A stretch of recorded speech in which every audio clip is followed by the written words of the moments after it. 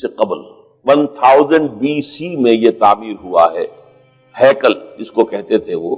اور وہ آج کل ٹیمپل کہتے ہیں، ٹیمپل آف سولومن،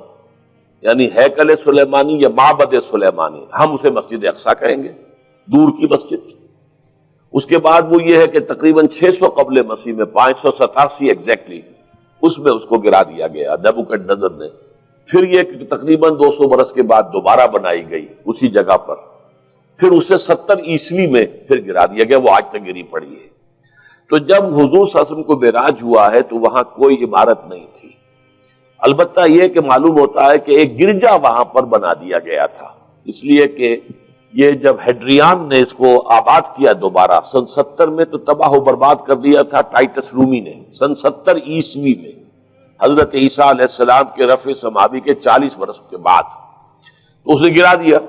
اور پورا شہر ویران کر دیا۔ لیکن پھر 60-70 برس کے بعد وہ ایمپرر تھا ہیڈریان رومن ایمپرر، اس نے دوبارہ آباد کیا، اور دوبارہ آباد کیا تو اس کا نام ایلیا رکھا، اب یروشلم نہیں رہا۔ اور پھر یہ کہ جب سن 300 عیسوی میں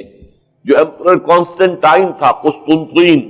وہ جب عیسائی ہو گیا تو اب یہ پوری مملکت عیسائی ہو گئی، تو پھر وہاں ایک گرجا تعمیر کر دیا گیا۔ اس گرجا میں حضرت عمر گئے تھے، جب انہوں نے ہینڈ اوور کیا ہے حضرت عمر کو وہاں کے عیسائیوں نے، تو جب حضرت عمر اس گرجا کے اندر ہی ابھی تھے، دیکھ رہے تھے جگہ،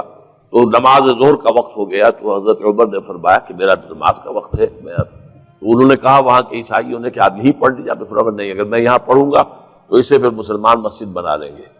تو باپ باہر گئے اور اس قبۃ الصخرہ کے اوپر جا کے نماز پڑھی آپ نے۔ یہ جو اس وقت جو دوم نظر آتا ہے یہ ہے وہ چٹان،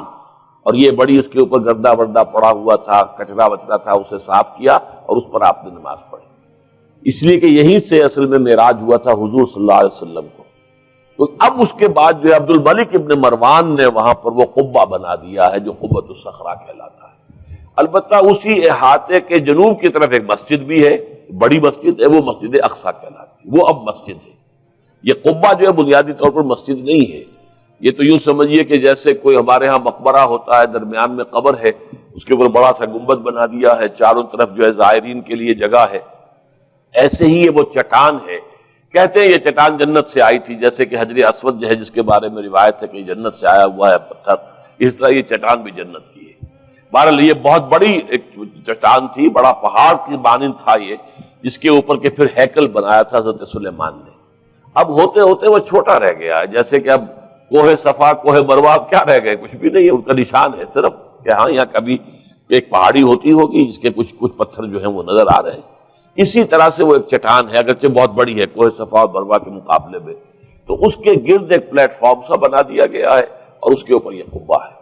تو یہ ہے اصل میں جو کہ حرم الشریف کہلاتا ہے اس وقت، اور سارا جھگڑا جو ہے یہود کا اور مسلمانوں کا وہ اس پر ہے۔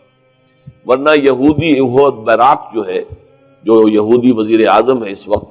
اس نے یہ آفر تو کر لی تھی کہ ٹھیک ہے مسجد اقصی موجود رہے اور اس کے اوپر جو ہے کنٹرول بھی فلسطینی مسلمانوں کا رہے، لیکن یہ قبۃ الصخرہ پر نہیں ہے، اس لیے کہ یہ ہے وہ جگہ جہاں انہیں اس کو گرا کر اور اپنا تھرڈ ٹیمپل تعمیر کرنا ہے۔ یہ انہوں نے اپنے یہودی جو مذہبی عناصر ہیں انہیں رشوت دے رکھی ہے کہ باقی ہر معاملے میں تم ہمیں اجازت دے دو کہ ہم نے سینائی واپس کر دیا، ٹھیک ہے، گولان ہائٹس بھی واپس کر دیں گے شام کو، اور اسی طریقے سے ویسٹ بینک وغیرہ پر ہم ایک فلسطینی ریاست بنا رہے ہیں، تم اس کی اجازت ہمیں دے دو، لیکن ہم یہ جہاں تک یروشلم کے بارے میں ان کا کہنا تھا کہ یہ ہمارا جوائنٹ ایک ہی متحدہ دارالخلافہ رہے گا، عربوں کا کوئی تعلق اس سے نہیں ہوگا، یہ پورا کا پورا ہمارے پاس رہے گا، اور پھر یہ کہ یہاں پر ہم وہ بنائیں گے اپنا ہیکل۔